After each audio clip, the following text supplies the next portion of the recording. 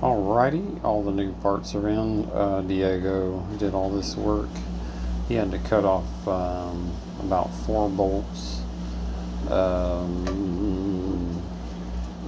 Didn't have to worry about getting those out and going with a new one. Did have a little bit of trouble putting the new A-frame in and getting it lined up just right. We had to take it back down and chase out the threads, but we got it all put back together. About $18,000 worth of damage billed to the customer.